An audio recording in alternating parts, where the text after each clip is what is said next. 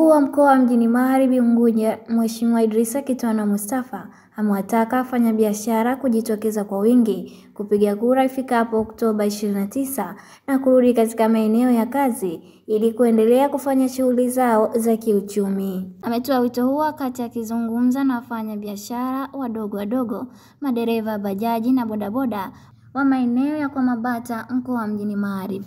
Amesema kumejitokeza baadhi ya watu wanadai kuwa siku za uchaguzi hakuna shughuli zozote za kijamii ambazo zitafanyika, jambo ambalo sio sahihi. Kwa zaidi ambalo lilinifanya na lilisukuma nije nionane na vijue vyetu hivi ni hizi rumors ambazo zinasambaa kwa baadhi ya vijana wetu ambao wametuletea kuwa na hofu ya kwamba eti kuna taarifa zinazosemekana kwamba ikifika tarehe 15 eti kwamba hakuna huduma za kijamii kuendelea, kwa hiyo wenye bajaji na bodaboda walaze ndani. Sasa leo nimekuja kuwahakikishia kwamba jambo hilo hakuna na halipo. Waendelee kufanya kazi kabla ya uchaguzi huu, waendelee kutafuta riziki halali.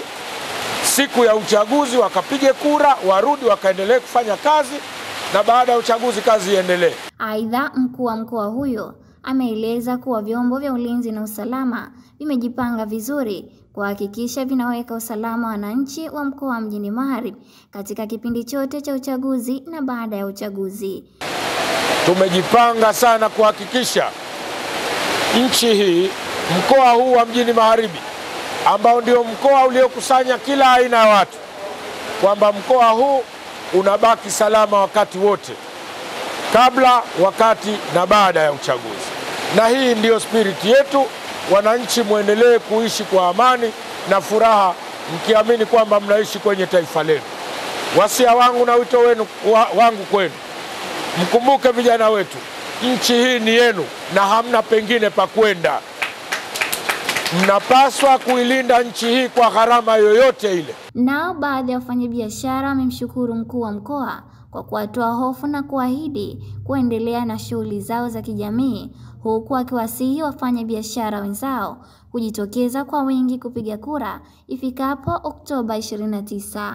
Nashukuru kwanza katutoa hofu vijana, hususan si madereva bajaji, kwa sababu tulikuwa na hofu sana ilivyokuja kauli kwamba watu wakishapiga kura wasitoke, watulie. Kwa hiyo tunashukuru kaja kututia hofu, na sisi tutapeba jukumu hili kuambia wenzetu kwamba bwana, mkuu wa mkoa akatupa hamasa kwamba bwana, ukishapiga kura kubwa utulie, kaendelee na harakati zako za kimaisha.